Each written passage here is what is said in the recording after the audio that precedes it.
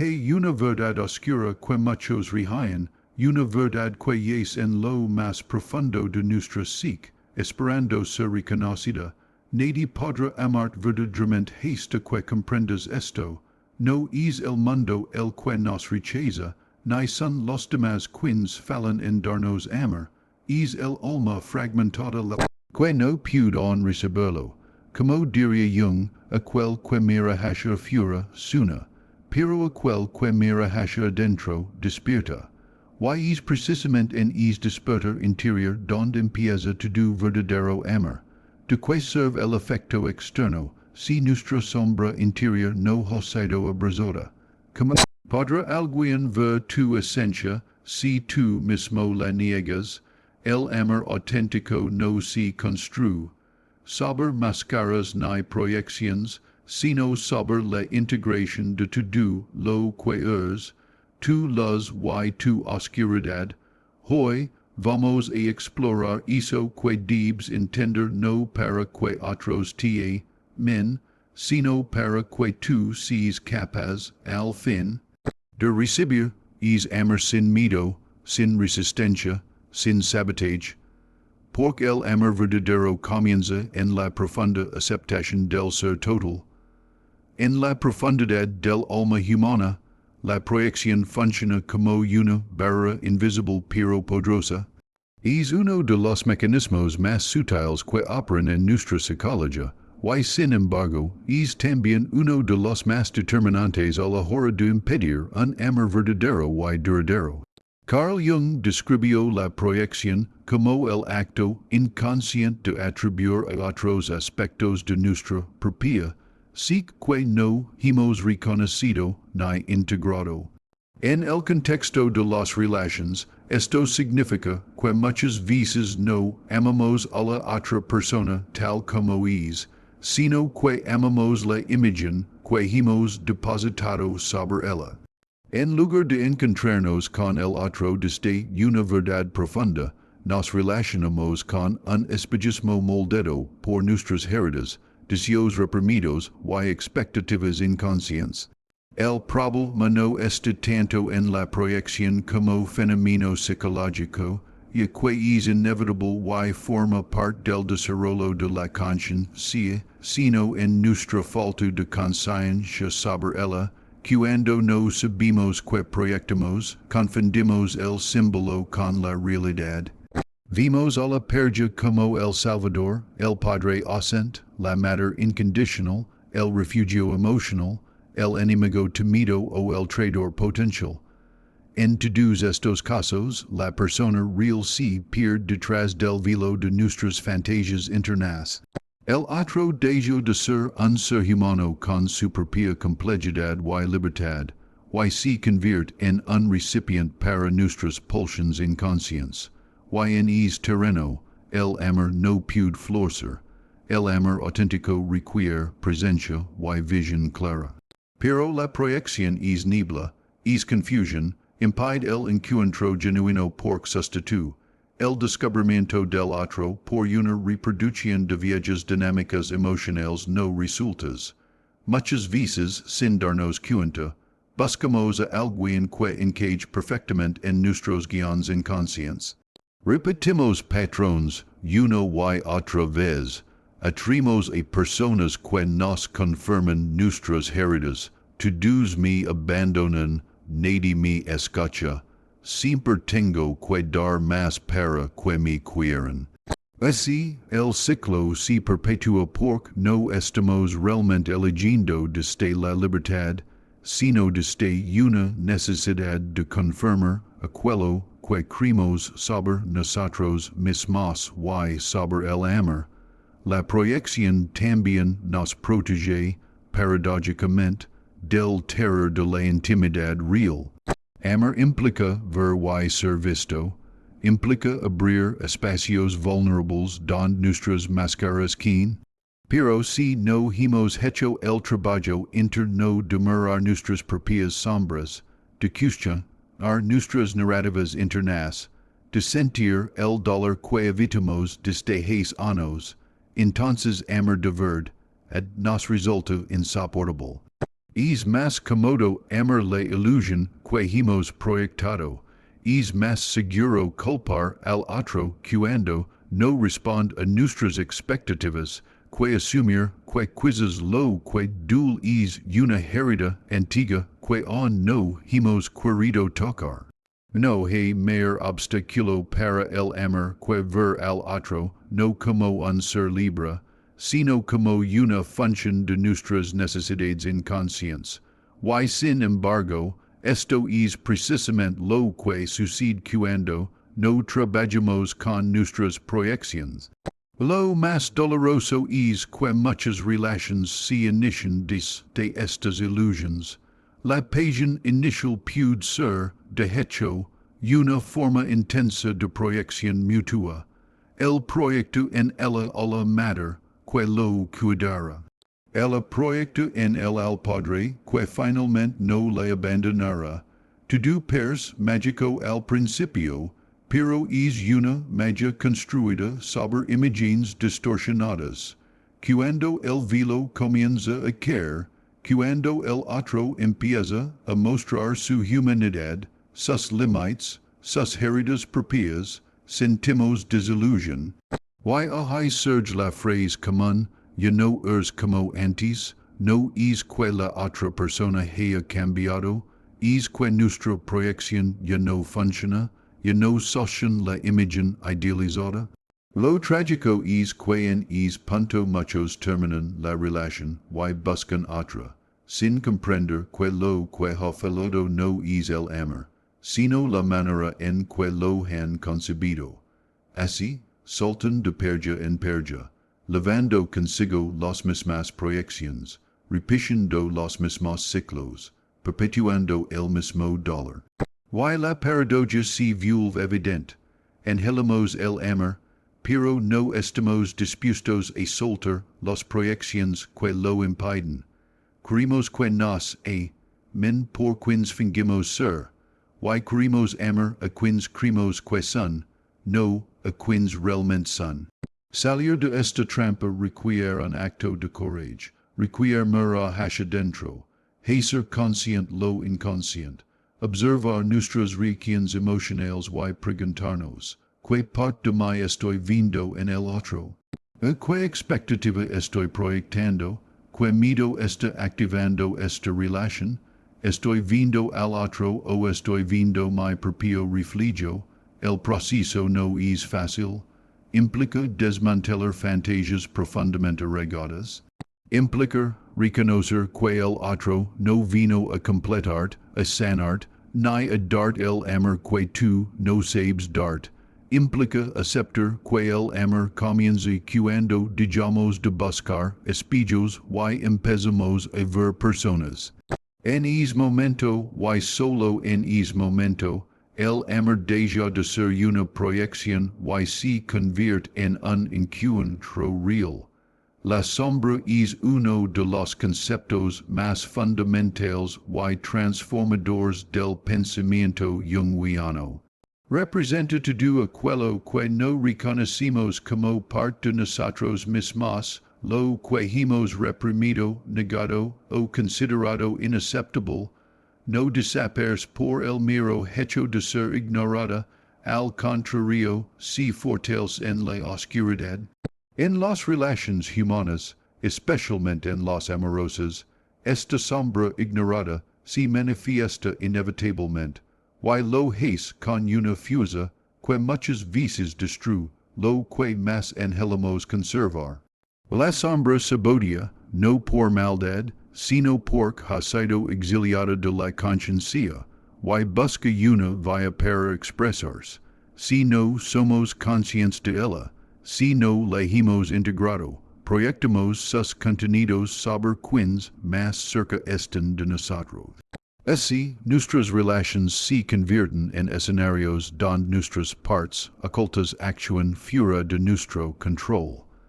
En la fase inicial de una relación, la sombra puede parecer ausente. Todo está cubierto por el velo del enamoramiento. Sin embargo, a medida que la intimidad crece y las máscaras se relajan, la sombra comienza a emerger. Si manifiesta en la crítica constante, en los celos irracionales, en la necesidad de control, en los ataques pasivo-agresivos, en el miedo al abandono o en la tendencia a sabotar la armonía, justo cuando las cosas parecen ir bien.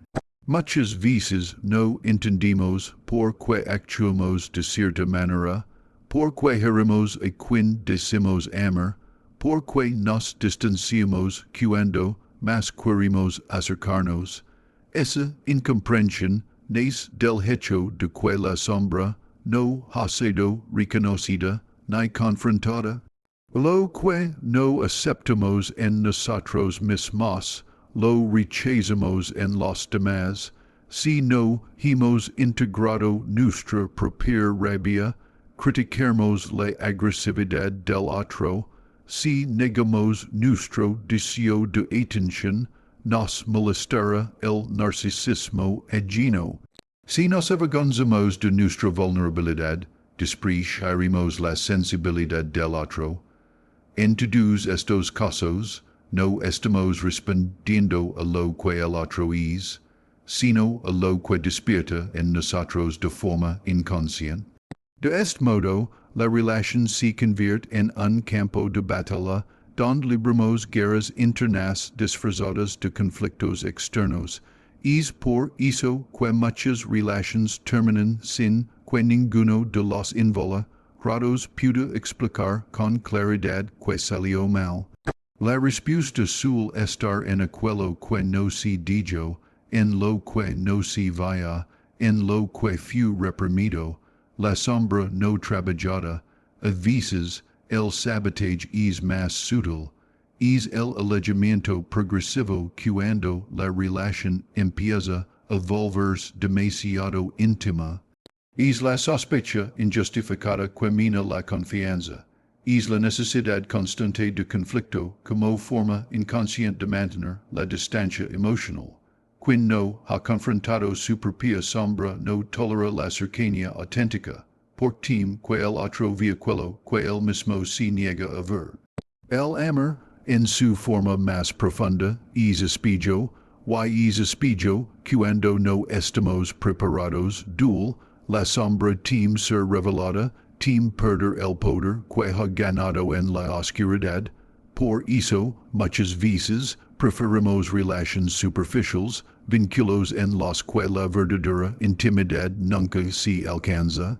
Es una forma inconsciente de protegernos de nosotros mismos.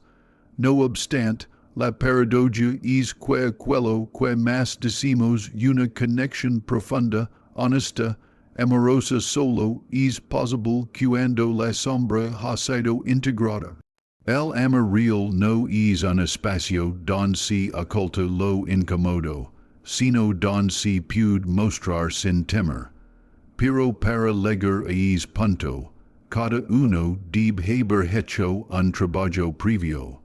Mirar su propia oscuridad sin juicio, sin prisa, sin negación.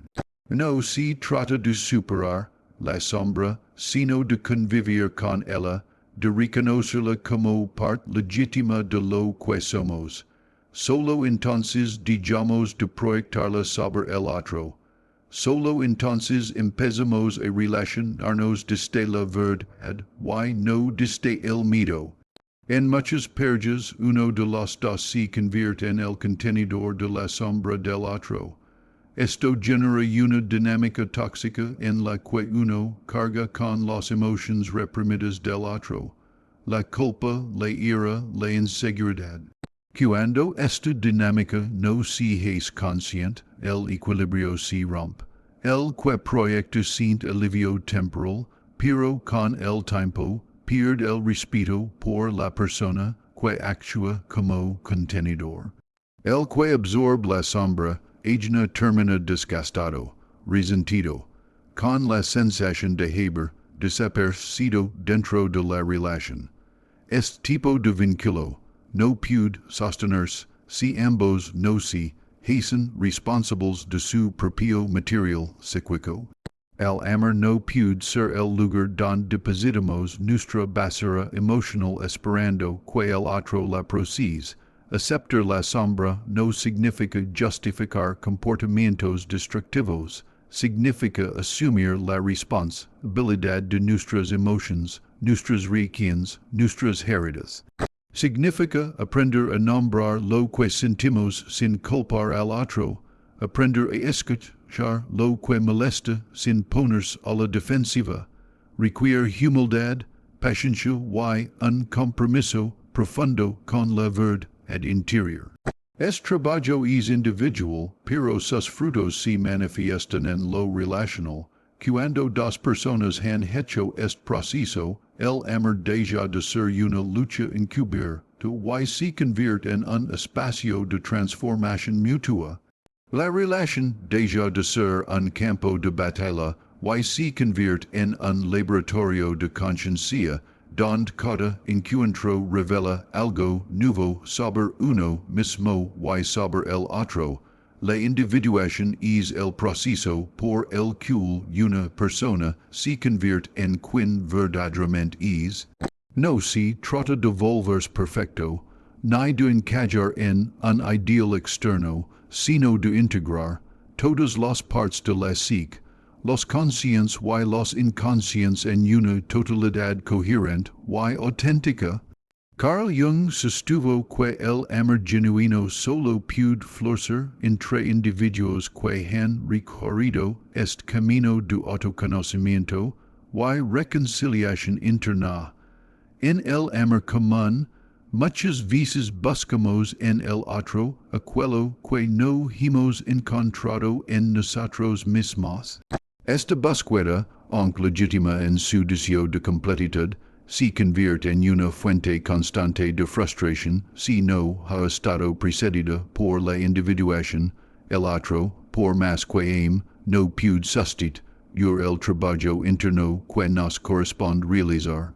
En muchas relaciones, dos mitades rotas se buscan con la esperanza de formar un todo, pero el amor entre fragmentos no puede sostenerse. Uno pide que el otro cure sus heridas, cambie sus miedos, le dé sentido a su existencia. En esa exigencia se esconde una dependencia emocional que fácilmente se transforma en manipulación, culpa o sacrificio.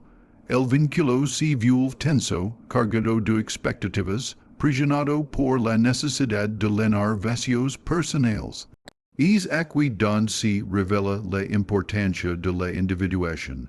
Cuando una persona se ha enfrentado a sí misma, ha confrontado su sombra, ha reconocido sus deseos, sus contradicciones y sus vulnerabilidades, entonces ya no se aproxima al otro con exigencias inconscientes.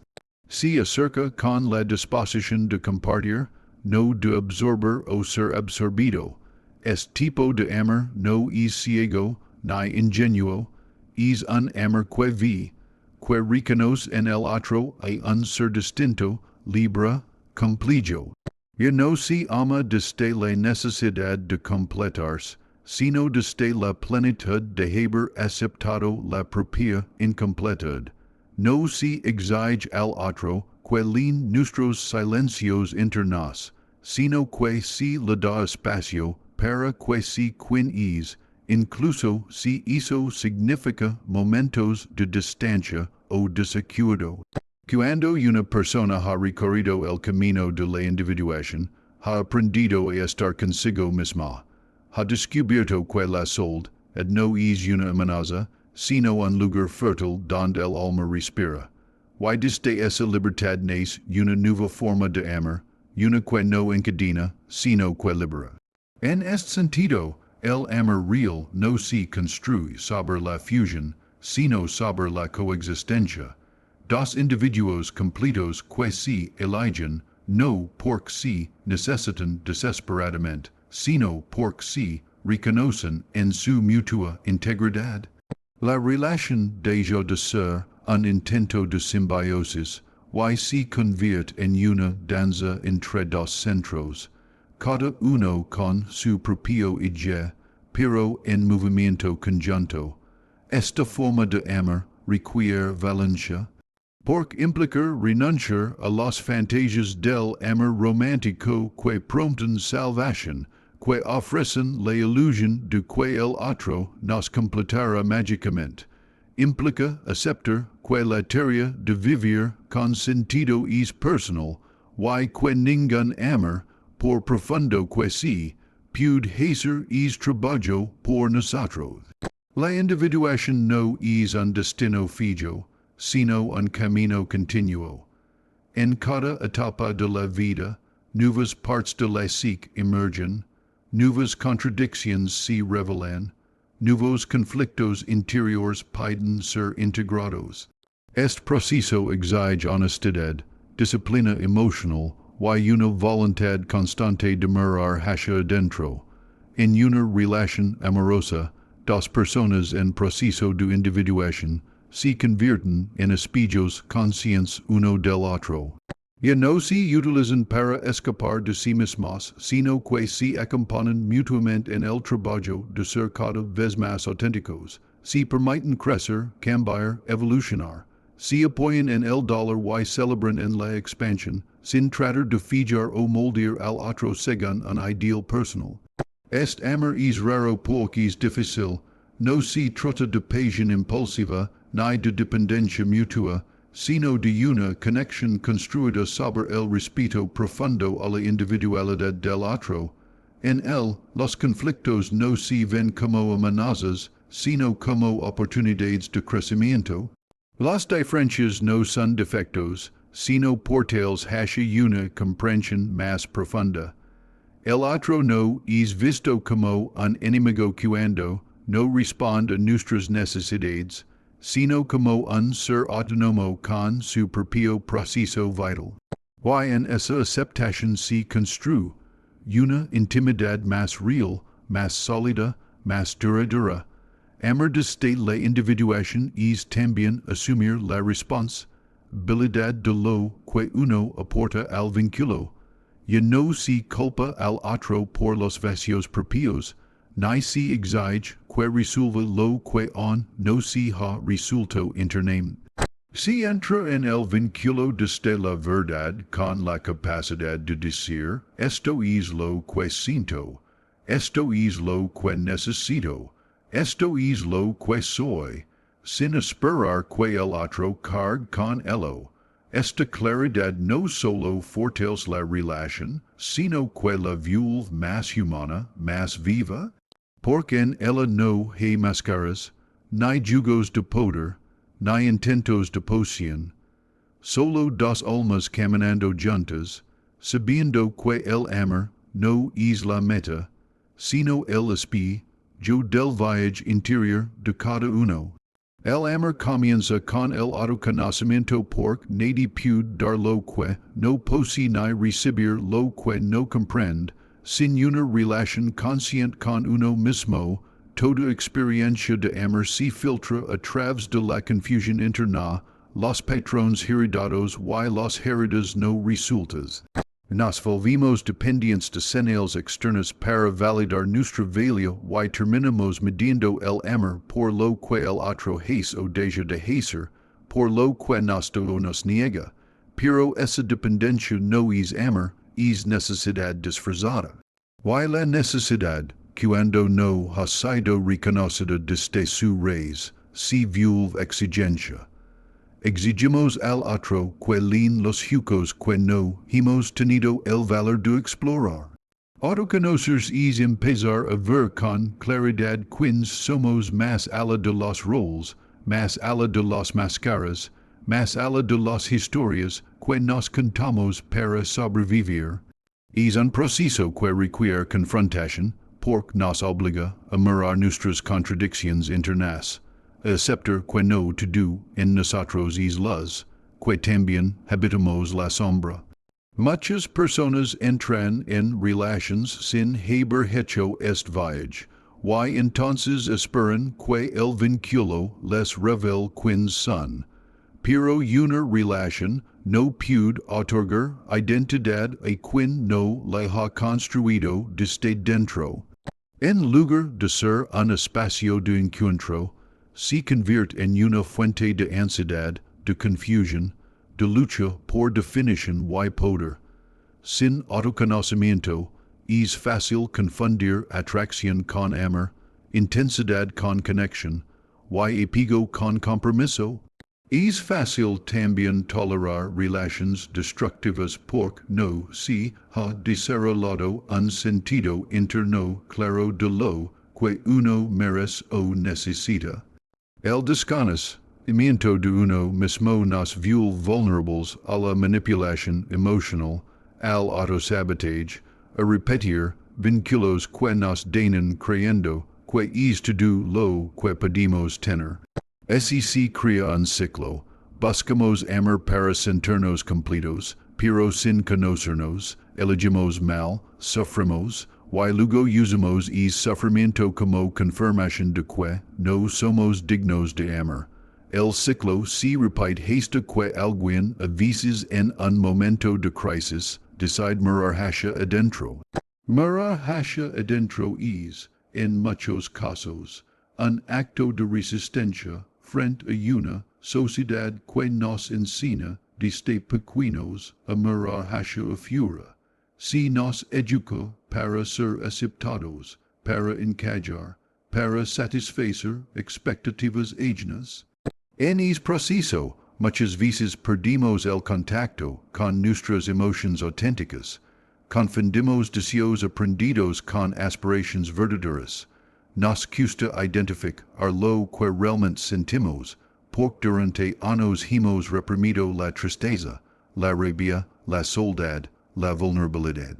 El amor auténtico no puede surgir desde ese lugar, necesita una base de honestidad emocional, de transparencia interior, de intimidad con uno mismo. Y eso solo se logra con autoconocimiento. Una persona que se conoce no necesita que el otro la salve emocionalmente. No pide el amor que juzga el trabajo que le corresponde. No busca en el otro un refugio donde esconderse, sino una presencia con la que compartir su verdad. El amor en este caso se vuelve más libre, más profundo, más generoso. No hay ansiedad constante por perder al otro, porque no se basa en la necesidad de completarse, sino en la elección consciente de compartir el camino. El vínculo deja de ser una transacción emocional y se convierte en un espacio de autenticidad y crecimiento mutuo. Cuando una persona ha hecho el trabajo de autoconocerse, también aprende a poner límites, no por frialdad o egoísmo, sino porque sabe lo que esté dispuesto a aceptar y lo que no. Comprende que el amor no lo justifica todo, que no se trata de sacrificar la integridad personal por mantener una conexión, y al mismo tiempo, desarrolla la capacidad de ver al otro con más compasión. Por quien se ha enfrentado a su propia oscuridad puede mirar la del otro sin juicio. El amor, entonces, se vuelve un acto de presencia consciente, no una negociación constante por afecto. También cambia la manera en que se comunica. El autoconocimiento brinda un lenguaje emocional más claro y honesto.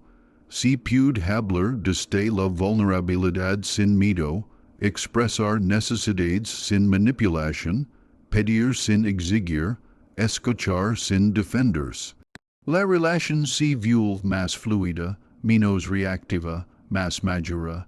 No se trata de que no haya conflicto, sino de que el conflicto no se vuelve una guerra, sino una oportunidad de profundizar el entendimiento mutuo.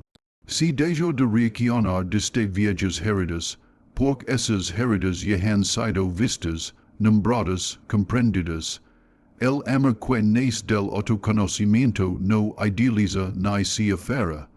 Es un amor que reconoce la impermanencia, la fragilidad y la belleza del otro tal como es. No busca controlar ni poseer, ama sin volverse invisible, cuida sin perderse, se entrega sin dejar de ser uno mismo, porque el mayor acto de amor, muchas veces, es haber tenido el courage de encontrarse primero con uno mismo antes de intentar encontrarse con alguien más. El amor inmaduro nace del deseo de ser amado. El amor maduro de la capacidad de amar. Esta distinción, aunque aparentemente simple, marca la diferencia entre una relación que construye y una que destruye. El amor inmaduro es reactivo, impulsivo, demandante. Necesita constante validación porque no brota de una fuente interna sólida, sino de una carencia emocional que busca ser llenada desde fuera. Cuando amamos desde este lugar, no estamos realmente viendo al otro. Estamos viendo una versión idealizada que creemos que podrá sanarnos, completarnos, redimirnos. Pero ninguna relación puede sostener esa expectativa sin quebrarse bajo su peso. El amor maduro no es la ausencia de deseo, ni la negación de nuestras necesidades, sino el reconocimiento de que el otro no está ahí para cumplir nuestras fantasías infantiles. Es la comprensión de que la verdadera intimidad no es simbiosis, sino coexistencia de dos individualidades plenas. Este tipo de amor requiere tiempo, autoconocimiento, y sobre todo, responsabilidad emocional. No se construye con promesas grandilocuentes, sino con actos consistentes. No se sostiene en la pasión desbordada del principio, sino en la capacidad de permanecer presentes cuando la realidad desplaza a la ilusión. Una de las características más distintivas del amor inmaduro es la confusión entre intensidad y profundidad. En sus primeras fases puede sentirse arrollador, lleno de pasión, de necesidad, de fusión emocional. Pero esa intensidad muchas veces encubre una ansiedad de apego no resulta, un miedo profundo a la pérdida o al rechazo. Así, lo que parece amor es en realidad una lucha desesperada por asegurar la presencia del otro. Se idealiza, se exige, se vigila. Y cuando el otro no responde a esas expectativas, se le acusa de traición, de falta de compromiso, de frialdad. El vínculo se convierte en una prisión emocional donde cada uno busca controlar lo que no puede ser controlado, la libertad del otro. El amor maduro, por el contrario, deja espacio, no porque no le importa, sino porque confía. No necesita aferrarse porque ha aprendido a sostenerse a sí mismo. No exige sacrificios como prueba de amor, porque sabe que el respeto mutuo es más valioso que cualquier gesto impulsivo. En este amor hay menos dramatismo, pero más profundidad. Hay silencios compartidos que no incomodan, porque no hay una necesidad constante de llenar los vacíos con palabras o gestos. El otro se vuelve un compañero, no un salvador. Otra diferencia fundamental es cómo se maneja el conflicto. En el amor inmaduro, el desequilibrio no se percibe como una amenaza, se reacciona desde la herida, desde el miedo, desde la necesidad de tener razón. Cada discusión se convierte en una guerra de egos, donde lo importante no es comprender, sino vencer. En el amor maduro, el conflicto no se evita, pero se aborda con una disposición distinta. Hay una voluntad de escuchar, de ceder, de comprender al otro incluso cuando duele. El desacuerdo no destruye la conexión, sino que la profundiza, porque revela capas más profundas del ser. El amor inmaduro muchas veces se basa en la idea de posesión. Si me amas, eres mío. Pero el amor maduro entiende que amar es permitir que el otro sí. No se teme a la libertad del otro porque no se ve como una amenaza, sino como una expresión de su autenticidad. Es tipo de amor no exige permanencia, pero le inspira. No busca controlar el futuro, sino estar presente en el ahora con honestidad y apertura. Es un amor que no promete para siempre, pero que elige cada día desde la conciencia y la libertad. También se diferencia en su relación con el dolor. El amor inmaduro evita el sufrimiento a toda costa. Prefiere mantener una ilusión antes que enfrentar la verdad. El amor maduro, en cambio, acepta que el dolor forma parte del camino. Que amar es arriscarse, es exponerse, es aceptar que incluso las relaciones más profundas pueden cambiar, transformarse o incluso terminar. Pero esa aceptación no lo vuelve cínico, sino sabio. Le permite vivir el amor con mayor entrega, precisamente porque no lo da por garantizado. Amor desde la madurez es también saber soltar. No desde la indiferencia, sino desde la comprensión de que no todo lo que amamos nos pertenece. Que algunas personas ligan a nuestra vida para enseñarnos algo, para reflejarnos algo, para impulsarnos a crecer, y luego siguen su camino. El amor inmaduro se aferra por miedo, el maduro permite y si el vínculo es verdadero, permanece desde una elección consciente. La madurez en el amor no es una meta estática, sino un proceso constante de revisión interna, de ajuste, de crecimiento. A veces retrocedimos, nos confundimos, volvimos a patrones antiguos, pero cada vez con mayor conciencia, con mayor capacidad de volver al centro, por cuando se ha probado el amor que nace de la libertad, del respeto y del compromiso consciente, es imposible conformarse con menos. Muchas personas buscan ser amadas sin haber desarrollado la capacidad de sostener el amor cuando finalmente llega. Anhelan el vínculo, la conexión, la validación emocional, pero cuando se encuentran frente a una relación real, profunda, tangible, algo en su interior se resiste. Esta resistencia no es evidente al principio, se manifiesta en formas sutiles, sabotaje, retraimiento emocional, dudas constantes, idealización seguida de desilusión.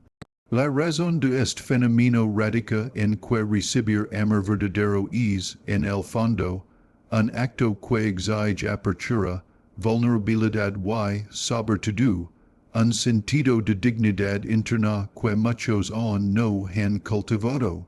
Porque el amor, aunque parezca paradójico, puede asustar más que el rechazo, ser visto de verdad, ser tocado en la esencia, puede despertar los miedos más profundos. Aceptar el amor requiere un tipo de valencia que no siempre se enseña. Requiere reconocer que uno es digno de ser amado sin condiciones, que no necesita demostrar, justificar, ni ganarse es amor a través del sacrificio o el rendimiento. Y esta idea puede ser profundamente disruptiva para quienes crecieron creyendo que el afecto debía ser merecido, que solo si eran buenos, útiles o perfectos recibirían aprobación. El amor auténtico confronta estas creencias. Lega sin condiciones, con una mirada que no exige, con una presencia que abraza incluso lo que uno ha aprendido a esconder. Y es precisamente esa libertad lo que puede resultar insoportable para una psique que ha sido moldada por la exigencia y el juicio.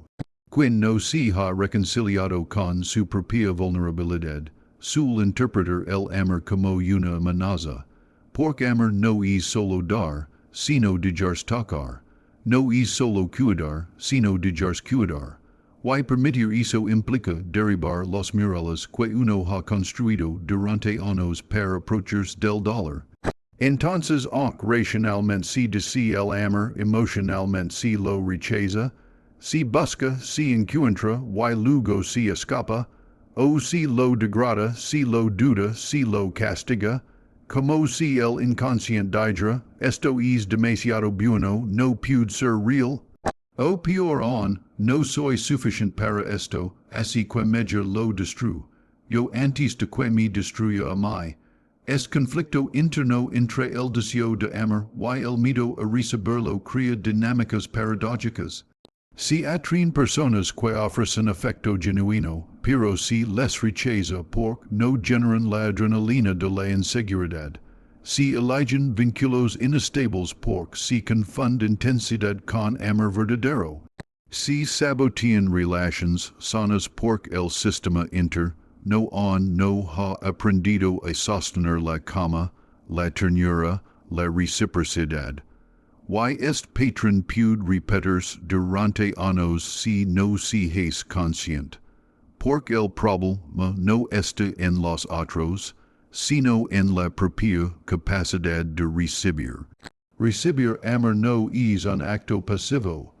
Es una práctica activa que requiere presencia, conciencia y, sobre todo, la disposición a reeducar el vínculo con uno mismo. Implica sanar las heridas que dictan que uno no es suficiente, cuestionar las narrativas que dicen que el amor duele, que el amor es lucha, que amor es perderse. Requiere construir una identidad que no depende de ser salvado o necesitado, sino que sepa habitar el afecto con dignidad. Es un proceso que exige tiempo, y muchas veces dolor, porque para poder sostener el amor, hay que dejar morir viejas versiones del yo que aprenderán a sobrevivir sin él. También implica renunciar al control.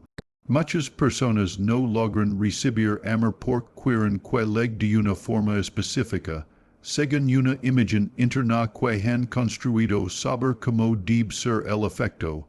Si no se ajusta a esa fantasía, lo rechazan. Pero el amor real rara vez se presenta en los términos que uno espera. Lega como es, con sus formas, sus tiempos, sus maneras de mostrar cuidado. Aprender a recibirlo es abrirse a esa diversidad, dejar de medirlo según las propias inseguridades y empezar a escucharlo en su lenguaje único. Otra barrera para recibir amor es la culpa. La sensación de no merecerlo, de que aceptar amor es abusar de la bondad del otro, de que uno tiene que devolver algo de inmediato o se vuelve una carga. Esta culpa no viene de la nada. Suele estar anclada en una historia de vínculos desequilibrados donde el afecto era condicionado o intercambiado por aprobación. Pero en el amor sano, no se da para obtener, se da para compartir. Aprender a recibir amor también es aprender a confiar en esa lógica, en que el otro da por querer, no porque espera algo a cambio, y que uno puede simplemente recibir con gratitud, sin culpas ni dudas emocionales. Finalmente, sostener el amor implica la disposición a quedarse, no solo físicamente, sino emocionalmente, a no huir ante el primer conflicto, a no cerrar el corazón cuando algo duele, a no retirarse cuando el otro se muestra humano, imperfecto, cambiante. El amor no es una línea recta, tiene momentos de duda, de tensión, de distancia, pero solo quien ha desarrollado la capacidad de recibir, es decir, de abrirse, de quedarse, de confiar puede transitar esos momentos sin derrumbarse. Porque ha aprendido que el amor no es una amenaza, sino un espacio donde incluso los miedos tienen cabida.